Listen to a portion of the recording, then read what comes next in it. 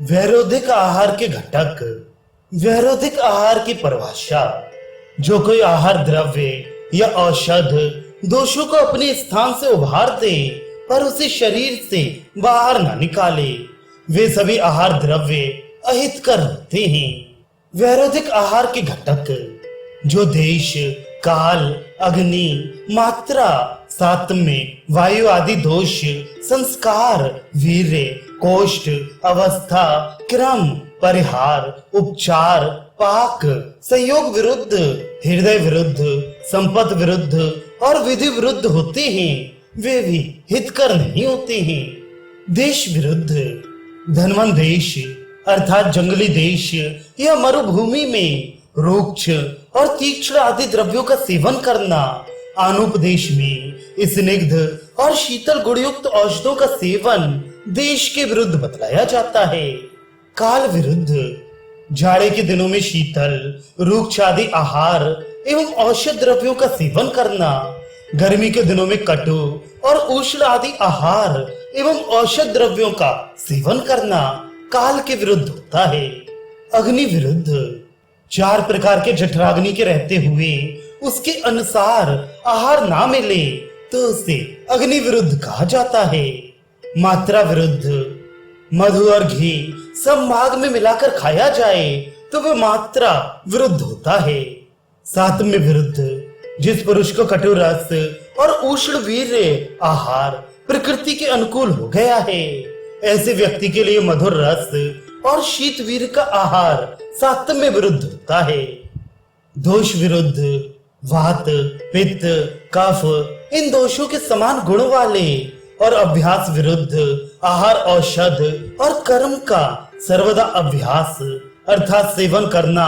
वात आदि दोष के विरुद्ध कहा जाता है। संस्कार विरुद्ध: जैसे रेड़ की लकड़ी में छेद कर भुना हुआ मोर का बांस विष के समान हो जाता है,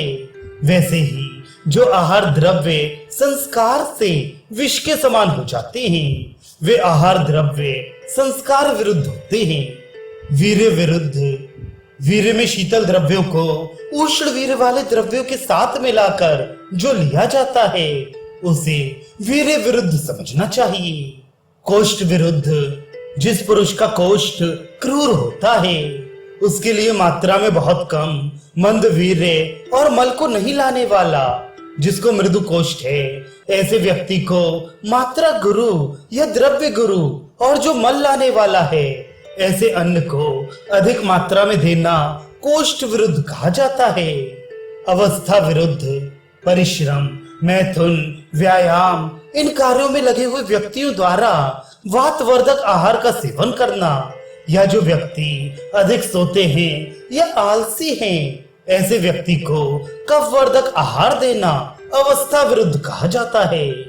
क्रम विरुद्ध: जो व्यक्ति मलमूत्र का बिना त्याग किए हुए और बिना भूख लगे अथवा अधिक भूख मालूम होने पर भोजन करता है, उसे क्रम विरुद्ध कहते हैं। परिहार विरुद्ध: जो व्यक्ति सुअर आदि के मांस को खाकर उष्ण वस्तुओं का सेवन करता है, तो उसे परिहार विरुद्ध कहा जाता है। उपचार विरुद्ध: जो व्यक्ति घृत आदि स्नेहों को पीकर शीतल आहार, औषध और जल को पीता है, तो वह उपचार विरुद्ध कहा जाता है। पाक विरुद्ध: दूषित एवं अंचित लकड़ी से आहार को पकाना या चावलों को बिना पूर्ण पकाए अध कच्चा या अधिक पका हुआ या जले हुए अन्न का सेवन पाक विरुद्ध होता है। संयोग विरुद्ध: जो अम्ल रस को दूध के साथ सेवन करते हैं, उसे संयोग विरुद्ध कहते हैं। हृदय विरुद्ध: जो आहार अपने मनोनुकूल ना हो,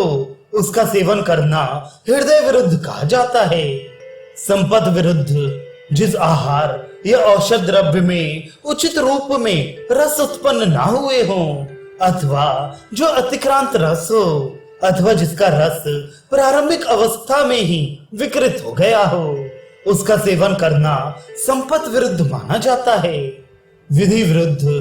एकांत में जो भोजन नहीं किया जाता है, उसे विधि विरुद्ध समझना चाहिए।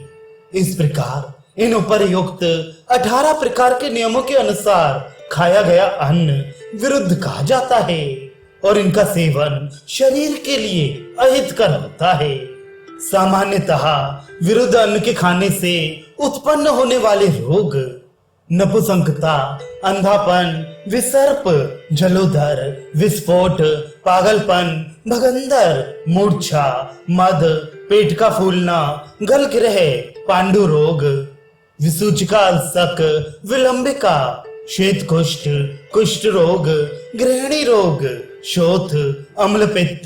ज्वर, पीनस और संतानों में दोष, इन रोगों के होने में विरुद्ध अन्न का सेवन कारण होता है और विरुद्ध अन्न का सेवन मृत्यु का भी कारण होता है। विरुद्ध आहार जन्य रोगों की चिकित्सा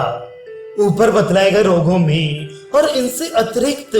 विरुद्ध भोजन से उत्पन्न होने वाले रोगों के प्रतिकार अर्थात नाश करने वाले ये भाव होते हैं। जैसे वमन और विरेचन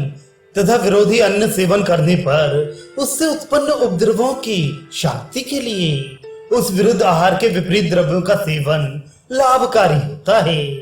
अथवा प्रथम ही विरुद्ध आहार के समान द्रव्यों से शरीर का संस्कार करना हितकारी होता है।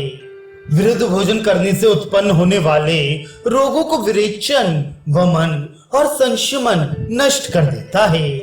और यदि पूर्व से ही हितकर आहार का सेवन किया जाता है तो विरुद्ध आहार सेवन से रोग उत्पन्न ही नहीं होते। विरुद्ध अन्न लगातार सेवन करने से वह प्रकृति के अनुकूल हो गया हो, उसकी मात्रा अल्प हो, पुरुष की अग्नि तेज हो और वह जवान हो, सदा घी खाता हो, कसरत करता हो और बलिष्ठ हो, ऐसे पुरुषों द्वारा खाया हुआ विरुद्ध अन्न विरर्थ हो जाता है। अध्यायगत विषयों का उपसंहार। रसों के निश्चय में महर्षियों के जो मत हैं, द्रव्य, गुण, कर्म, द्रव्य की संख्या, रस के आश्रयभूत द्रव्य, इनकी संख्या का कारण, रस और अनुरस के लक्षण, पर आदि गुणों का अलग अलग लक्षण, रसों के पंच महाभूत होने से उत्पन्न होने पर भी जिस कारण से वे रस क्षय हो जाते हैं, जिन गुणों के कारण रस ऊर्ध्वगामी तथा अधोगामी होते हैं, 6 रसों के गुण और कर्म द्वारा विभाग और एक एक रस के अधिक सेवन से अलग अलग दोषों का विभाग, द्रव्यों के गुण कर्म बतलाने के लिए उनका उद्देश्य अर्थात सामान्य नियम और अपवाद, रसों की गुरुता, लघुता आदि में श्रेष्ठता, मध्यता और न्यूनता, विपाक और प्रभाव का लक्षण, वीर्य और इनकी संख्या का निर्णय, रसों का स्वाद लेते समय जो अलग अलग रसों के लक्षण होते हैं, जो द्रव्य जिस कारण से जिस द्रव्यों के साथ विरोधी होते हैं, विरुद्ध द्रव्यों के सेवन से जो रोग पैदा होते हैं, उनकी चिकित्सा, ये सब बात आत्रेय मुनि ने इस आत्रेय भद्र काव्य अध्याय में स्पष्ट कह दिया है।